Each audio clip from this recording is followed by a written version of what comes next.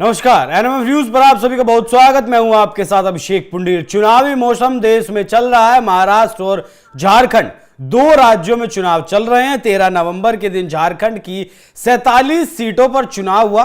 81 सीटें झारखंड में है, तो मतलब आधे से ज्यादा सीटों पर चुनाव खत्म हो चुका है। तो आज चर्चा करेंगे जिन सीटों पर चुनाव हुआ है, 47 सीटों पर, उसमें किसका पलड़ा भारी है। हेमंत सोरेन के आंसू क्या जनता के भीतर उतर पाए हैं, या फिर बीजेपी का घुसपैठ का मुद्दा, लगातार डेमोग्राफिक बदलाव का मुद्दा, और जिस तरीके से झारखंड में भ्रष्टाचार हुआ, नोटों के पहाड़ मिले, उसके बाद का जनता की आंखें खुली हैं, किस तरफ गई है पहले चरण के मतदान में झारखंड की जनता। जानने के लिए सीधे झारखंड से मेरे साथ जुड़े हैं हमारे वरिष्ठ सहयोगी पंकज प्रसून। बहुत बहुत स्वागत सर आपका। क्या कहता है झारखंड? झारखंड में पहले चरण की 43 सीटों पर वोटिंग हो चुकी है। 43 सीटें, उसमें जो कीजिए मैंने 47 बोल दिया। 43 सीटें, नहीं 43 है। 43 सीटों पर वोटिंग हो गई है। जिन इलाकों में वोटिंग हुई है पहले वो बताता हूं। कोल्हान का इलाका, जहां से अर्जुन मुंडा, चंपई सोरेन, रघुवर दास, मधु कोड़ा, गीता कोड़ा सब जो आते हैं वो उस इलाके में। दूसरा पलामू प्रमंडल में हुई है, और दक्षिणी छोटा नागपुर और उत्तरी छोटा नागपुर का एक हिस्से में हुई है। ये 4 इलाके हैं। 14 सीटें हैं कोल्हान में। मैं एक एक करके बताता जाता हूं रीजन बाय रीजन कि क्या जो मुझे लगा और जो हम घूम रहे थे और कल जो वोटिंग के बाद रिपोर्ट है वो क्या है। पिछली बार कोल्हान की 14 में से सीटों में से बीजेपी को मिली थी 0 सीट। 0, एक भी नहीं आई थी। इस बार कम से कम 6 सीट आ रही है, जिसे हर पत्रकार, हर मीडिया चैनल, वो जानने वाले जिनसे मैंने फोन की तो उन्होंने कहा कि 6 सीट। तो सिर्फ कोल्हान रीजन में बीजेपी को 6 सीटों का फायदा है पिछले चुनाव के मुकाबले, कम से कम। ये 7 भी हो सकता है, 8 भी हो सकता है, लेकिन कम से कम जो श्योर शॉट है सिर्फ वो बता रहा हूं। दूसरा है पलामू प्रमंडल, जो कि हमेशा से बीजेपी वहां अच्छा परफॉर्म करती है, क्योंकि वो बिहार से सटा हुआ इलाका है। उस इलाके में ये बाहरी भीतरी का सेंटिमेंट्स कम है, ट्राइबल पॉपुलेशन भी कम है, सिर्फ लातेहार मनिका में है, बाकी उतना ज्यादा ये मायने नहीं रखता। उधर पलामू में जब गढ़वा वगैरह साइड जाएंगे तो वहां की रिपोर्ट बताती है कि बीजेपी पिछली बार जीती थी 5 सीटें 9 में से। इस बार वहां 7 सीटें अनुमान लगाया जा रहा है। तो 2 सीट का पलामू में भी फायदा बताया जा रहा है। आप बोलिएगा तो शायद राज्य के बाहर के दर्शकों को इतना इंटरेस्ट नहीं होगा कि किस सीट पे कौन जीत रहे हैं, क्योंकि मेरे पास 4300 सीट के जो आंकड़े हैं, जो फीडबैक है, वो मैं बता रहा हूं। तीसरा रीजन है दक्षिणी छोटा नागपुर, जिसमें रांची वगैरह आता है। रांची आता है, खूंटी आता है, सिमडेगा, गुमला, सिसई, लोहरदगा, ये सब आता है। इस इलाके में पिछली बार जो ग्रामीण क्षेत्र की सीटें थी, जैसे सिसई, गुमला, विशुनपुर, कोलेबिरा, सिमडेगा, लोहरदगा, ये सारी जो सीटें थी वहां पे बीजेपी का सफाया हो गया था। इस बार जो वहां से रुझान मिल रहे हैं उसके अनुसार काफी अच्छा परफॉर्म कर रही है पार्टी। और हैरानी की बात यह है कि ट्राइबल सीटों पर बीजेपी बहुत अच्छा कर रही है झारखंड में। मैं कह रहा हूं ट्राइबल सीटों पर अच्छा परफॉर्म अक्सर बीजेपी करती ही है, ऐसा देखने में मिला ही है। झारखंड में नहीं, झारखंड को अगर छोड़ दें, आप मध्य प्रदेश चले जाए, और जगह चले जाएं आप। नहीं, बिल्कुल आपने सही कहा कि बीच में ट्रेंड खराब हुआ था, लेकिन इस बार मैं देख रहा हूं कि झारखंड में भी जो ट्राइबल सीटें हैं वहां पे बीजेपी अपेक्षाकृत अच्छा परफॉर्म कर रही है। इसका मतलब यह है कि जो फतवे जारी हुए चुनाव के पहले, चाहे वो मस्जिदों से फतवे जारी हुए हो या चर्च से, इसके खिलाफ जो बाकी आदिवासी समाज है वहां भी रिएक्शन है कि वो कौन होते हैं फतवा जारी करने वाले। इस तरह की बातें चल रही थी। दो चिट्ठियां जो जारी हुई थी, हाँ, नहीं, बहुत सारे इस तरह के, देखिए, कुछ फेक चिट्ठियां भी थी, कुछ सही भी थी, लेकिन जो माहौल बना उसके बाद, इन चिट्ठियों के बाद, कि भाई बाकायदा मस्जिदों से, मौलानाओं से ये चिट्ठी जारी करके कह रहा है कि जो मुसलमान हैं वो बीजेपी को हराने के लिए वोट दें। तो इसका रिएक्शन हुआ। देखिए, रिवर्स ध्रुवीकरण भी होता है कभी कभी। आप एक तरफ के लोगों को अगर जोड़ने की कोशिश कर रहे हैं कि आप ये, तो ऑब्वियसली है कि दूसरी ओर गोल बंद होंगे।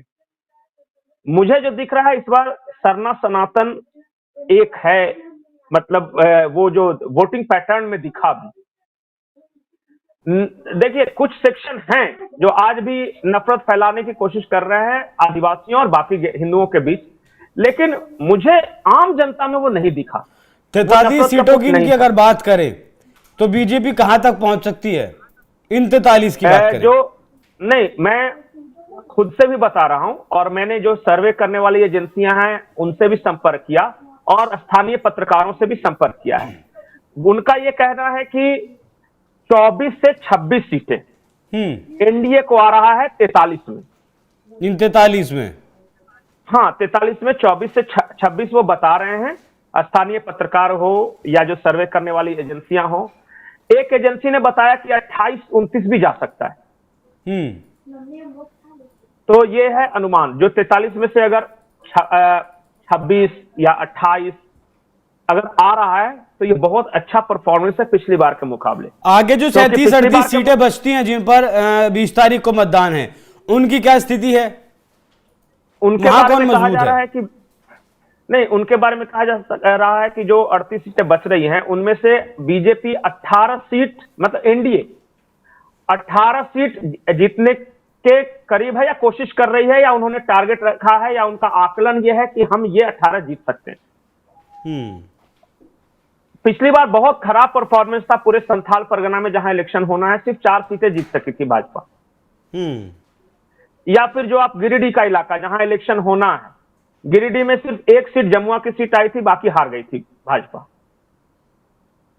ये पूरा डुमरी वाला इलाका पूरा। तो 24 अगर ये लगा लें, 18 का टारगेट अगला है, तो फिर तो सरकार बन सकती है झारखंड में। देखिए, इसलिए तो कह रहे हैं कि ये आकलन है। मैं बार बार बोलूंगा कि आकलन या हवा का रुख समझ में आ जाता है, लेकिन कहां तक, अगर हवा बह रही है तो वो कहां तक जाके रुकेगी, इस बारे में अंदाजा लगाना बहुत मुश्किल है। मैं बहुत हम्बल एक फिगर दे रहा हूं, आप ध्यान रखिएगा कि इस बार इलेक्शन में ये हम्बल फिगर है। एनडीए 45 ±2 हो सकता है, और 81 में से 41 चाहिए पूर्ण बहुमत के लिए। तो ये हम्बल फिगर मैं इसलिए कह रहा हूं कि ये मेरा पर्सनल नहीं है। तमाम जो भी सर्वे करने वाले एजेंसियां हैं, जो पत्रकार घूम रहे हैं, जो उस जिले के जो पत्रकार हैं जिनसे मेरी फोन पे बात होती है, मैंने खुद व्यक्तिगत रूप से अब तक 30 विधानसभा क्षेत्रों का दौरा किया है। जो मुझे जो अंदाजा लग रहा है वो मैं बता रहा हूं। ठीक है, 45 ±2 जा सकती है बीजेपी। अच्छा, एक छोटा सा सवाल पंकज जी, आखिरी सवाल, हेमंत सोरेन और शिवराज सिंह चौहान का कितना फर्क रहा झारखंड में इस बार? हिमंता विश्व शर्मा आप पूछ रहे हैं ना? हिमंता विश्व शर्मा, शिवराज सिंह चौहान जी, इन दोनों ने आके माहौल बदला। और खास करके हिमंता विश्व शर्मा का मैं नाम लूंगा कि जब वो आए थे यहां, और जब इन दोनों को चुनावी प्रभारी या सह प्रभारी बनाया गया था, तो यहां संगठन शिथिल पड़ा हुआ था। अलग अलग गुटों में अलग अलग नेता बटे हुए थे। उनकी कोशिश ये थी कि अपना गुट का कोई नेता आगे बढ़े, बाकी सबको किस तरह डैमेज किया जाए। कार्यकर्ता हतोत्साहित थे। लोकसभा चुनाव का परिणाम आया था जिसमें सारी की सारी ट्राइबल सीटें एनडीए हार चुकी थी। वैसी परिस्थिति में ये आए, और आने के बाद जिस तरह के निर्णय हुए या जो इन्होंने कैंपेनिंग की, मतलब कि झारखंड में मजाक में कहा जा रहा है कि झारखंड के नेताओं से ज्यादा हिमंता विश्व शर्मा को अब पता चल गया झारखंड की जमीनी हकीकत। इतना ज्यादा विजिट किया उन्होंने, हर छोटे बड़े नेता से, हर छोटे बड़े कार्यकर्ता से, हर जिले में अब तक 3-3, 4-4 बार विजिट कर चुके हैं। और चल देते हैं, एक फोन आएगा कि उससे एक बार मिल लीजिए, शायद वो कुछ बता सके, फटाक से पहुंच जाते हैं। रात के 12-12 बजे तक ये इंटरव्यू दे रहे हैं, फिर सुबह 6 बजे ये तरोताजा हो जाते हैं, और ये फील्ड में है 6 बजे। मतलब मेहनत मैं बात कर रहा हूं, बहुत मेहनत कर रहे हैं। और इसका परिणाम यह हुआ कि पूरा वातावरण जो है वो, बोले ना कि माहौल बदल गया। आज कार्यकर्ता उत्साहित हैं, कार्यकर्ताओं को लग रहा है कि हम जीत सकते हैं। एक रे ऑफ होप जब नजर आता है तो आदमी उत्साह के साथ काम करता है। वो नेता जो कल तक शिथिल पड़े हुए थे, एक दूसरे को हराने, लड़ने, झगड़ने में लगे थे, सब लगे हुए हैं। मैं उदाहरण के तौर पे आपको बताता हूं, उनके भीतर जीत का जज्बा है और उनको लगता है कि जिताना है। मैं एक उदाहरण बताता हूं, जैसे कि लोकसभा चुनाव के बाद देवघर के विधायक है नारायण दास, बीजेपी के, और सांसद हैं वहीं के निशिकांत दुबे। चुनाव के बाद बैठक हुई, आपस में झगड़ा हो गया, इनका मारामारी हो गई, और हर किसी को लग रहा था कि इस बार तो निशिकांत दुबे डैमेज कर देंगे नारायण दास को। भाई साहब, इतना मतलब पिछले 3-4 दिनों में जो मेहनत कर रहे हैं निशिकांत दुबे, सारठ में, गोड्डा में, देवघर में, लोगों को हैरानी है कि जिन लोगों ने निशिकांत दुबे को हराने की कोशिश की, उनको जितवाने के लिए लगे हुए हैं। मैं ये बोल रहा हूं कि सिर्फ ऐसा नहीं है कि ऊपर ऊपर नहीं रहे, वो लगे हुए हैं और अंदर से भी लगे हुए हैं, हर तरह से प्रयास कर रहे हैं। मधुपुर, सारठ, देवघर, गोड्डा, इन सारे इलाकों को ये निशिकांत दुबे ने मत डाला है।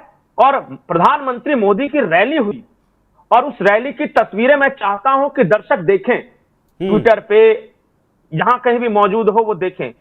इतनी ज्यादा भीड़ उमड़ी है, और जो लोकल रिपोर्टर्स वहां रिपोर्टिंग कर रहे थे, एक आदमी भागलपुर से चप्पल पहन के पैदल आ गया मोदी जी को देखने, और रैली के दौरान उसकी चप्पल टूट गई और वो जुगाड़ से फीता बना रहा था। एक स्थानीय पत्रकार है, वो जाके देखें तो हंसने लगा, वीडियो जब चलने लगा, बोला कि भाई कहां से आए होते, इतना आए हैं, करते क्या होते, ये चाट फोक्चा बेचारा बेचता है, मतलब गरीब तबके का आदमी।